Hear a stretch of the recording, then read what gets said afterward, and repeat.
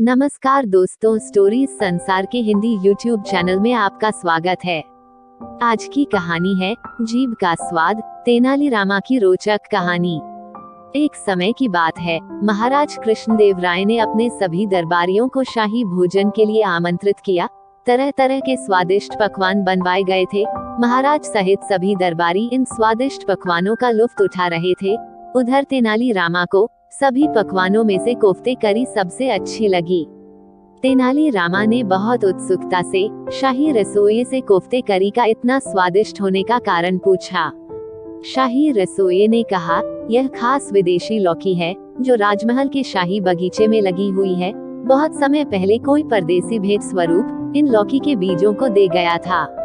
दावत खत्म होने के बाद जब तेनालीरामा घर पहुँचे तो अपनी पत्नी शारदा के सामने कोफ्ते करी की बहुत तारीफें करने लगते हैं। तारीफें सुन शारदा बोलती, अरे ऐसा क्या खास था उस कोफ्ते करी में जो आप तारीफ पर तारीफ किए जा रहे हैं। तब तेनालीरामा बोले, वह खास विदेशी लौकी है जो राजमहल के शाही बगीचे में बहुत सुरक्षा के साथ लगी हुई है। शाही बगीचे में महाराज और शाही माली के अलावा किसी का जाना संभव नहीं। शारदा बोली, भला ऐसा कैसे कोई लौकी को इतनी सुरक्षा दे सकता है। तेनालीरामा बोलते हैं, मैं सच बोल रहा हूँ। लौकी के बीजों को एक परदेसी दे गया था। यह बहुत ही खास लौकी है, इसका कोफ्ता बहुत ही स्वादिष्ट बनता है। तेनालीरामा की इन बातों को सुन शारदा को जीभ का स्वाद आने लगता है। अब वो भी उस लौकी से बने कोफ्ते का स्वाद चखने के लिए बहुत उत्सुक होकर बोलती है, यदि ऐसा है तो जरा मुझे भी चखने दो उसका स्वाद।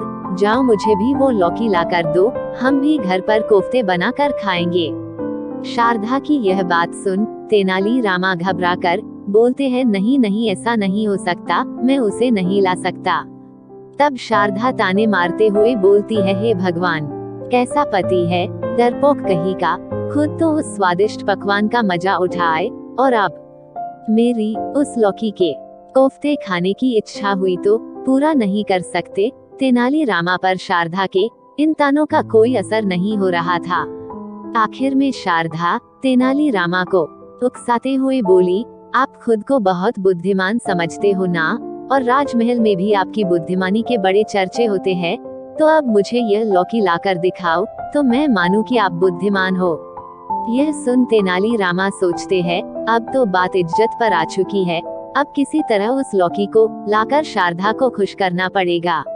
तेनालीरामा को एक तरकीब सूझी। वह रात के समय चुपके से शाही बगीचे में घुस जाते हैं और सिपाहियों की नजर से बचते हुए किसी तरह लौकी तोड़कर वापस घर आ जाते हैं। लौकी देख शारदा बहुत खुश होती है और तेनालीरामा की खूब तारीफें करती है। दोनों मिलकर कोफ्ते करी बनाते हैं। पकवान बनने के बाद उसमें से बहुत अच्छी खुशबू आती है। शारदा अपने हाथ में जरा सा लेकर उस पकवान का स्वाद चखती है।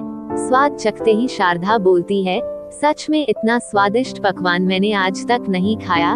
जाओ, भास्कर को जल्दी जगा कर ले आओ। तेनालीरामा बोलते हैं, नहीं नहीं, वो बच्चा है, वो सबको बता देगा कि रात को हमने स्वादिष्ट पकवान खाया था। इससे सबको मुझ पर शक होगा और बात महाराज तक पहुंच जाएगी। शारदा बोलती है, अरे घबराओ मत, वो किसी को नहीं बताएगा, मैं उसे समझा दूंगी। लेकिन तेनालीरामा फिर भी एक तरकीब सोचते हैं। पुत्र भास्कर को जगाने से पहले जानबूझकर एक लोटे में पानी लेते हैं और पुत्र के पास जाकर पुत्र की आंखों पर छिड़क देते हैं। भास्कर आंगन में गहरी नींद में सो रहा था। पुत्र की जैसे ही नींद टूटती है तब तेनालीरामा बोलते हैं, पुत्र जागो, देखो बारिश हो रही है, उठो नहीं तो भीग जाओगे। चलो आओ उधर चलो, देखो तुम्हारे लिए बहुत सुंदर पकवान बनाया है। पुत्र ने जब उस पकवान का स्वाद चखा तो पूछने लगा, माँ यह क्या है। तब माँ बोली, पुत्र यह कोफ्ता करी है। इसके बाद तीनों बैठकर स्वादिष्ट कोफ्ते करी का आनंद उठाते हैं। अगले दिन सुबह शाही बगीचे में जब शाही माली पहुँचता है तो देखता है कि लौकी के पत्ते टूटे हुए हैं और कुछ लौकी भी गायब है। शाही माली समझ जाता है कि जरूर रात को किसी ने शाही बगीचे में आकर लौकी की चोरी की है। शाही माली तुरंत राज दरबार पहुंचता है और महाराज को इसकी सूचना देता है। शाही माली की यह सूचना सुन महाराज कृष्ण देव राय बहुत गुस्से में आ जाते हैं और बोलते हैं यह कैसे हो सकता है। उस शाही बगीचे में किसी का भी जाना वर्जित है और उसकी सुरक्षा व्यवस्था भी इतनी चौकस है, तो कैसे यह चोरी हो सकती है। जब यह घटना हुई तब सिपाही कहाँ थे।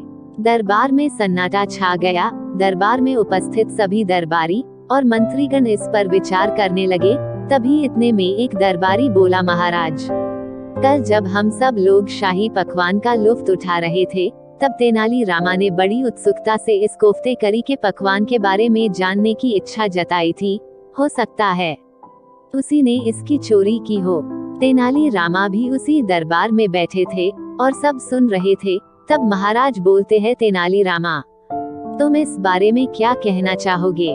तब तेनाली रामा बड़ी ही चतुराई से बोलते हैं, महाराज, यदि मैं सच बोलूंगा तो भी कोई मेरी बातों पर विश्वास नहीं करेगा। यह माना जाता है कि बालक हमेशा सच बोलते हैं, तो क्यों न मेरे पुत्र भास्कर को बुलाकर ही पूछ लिया जाए कि रात को खाने में क्या बना था। तब तेनाली रामा के पुत्र को बुलाकर पूछा जाता है कि बताओ कल रात तुमने खाने में क्या खाया था। तब भास्कर बड़ी मासूमियत से बोलता है, मैंने कल रात स्वादिष्ट कोफ्ते करी खाई। यह सुन महाराज तेनाली रामा को गुस्से भरी नजरों से देखते हुए बोलते हैं, तेनाली रामा, तुमने ऐसा क्यों किया। तुमने मुझसे बोला होता, मैं खुद तुम्हें वो लौकी ऐसे ही दे देता। तब तेनाली रामा डरते हुए बड़ी ही चतुराई से बोलते हैं, महाराज, कल भास्कर खेल कूद कर बहुत थक गया था और भोजन किए बिना जल्दी ही सो गया था। फिर जब भोजन के लिए जगाया तो भास्कर आधी नींद में था। इतने में भास्कर भी बोलने लगता है, यह सच है महाराज, मैं आंगन में सोया हुआ था कि अचानक बारिश हुई और मेरे पिताजी मुझे अंदर ले गए। भास्कर की इतनी बात को सुनते ही सबको यकीन हो गया कि तेनाली रामा सच बोल रहा है, क्योंकि भास्कर बोल रहा था कि रात को बारिश हुई थी, जबकि रात को तो बारिश हुई ही नहीं थी। तब महाराज सोचते हैं कि भास्कर जरूर नींद में था, इसलिए वह समझ नहीं पाया होगा कि उसने रात खाने में क्या खाया था और अब इस मुद्दे को यही खत्म कर देना चाहिए। इस तरह तेनाली रामा के द्वारा रात को भास्कर की आंखों में पानी छिड़कने वाली तरकीब बहुत काम आई, क्योंकि तेनाली रामा जानते थे उनसे राज दरबार में इस बात के लिए जरूर पूछा जाएगा।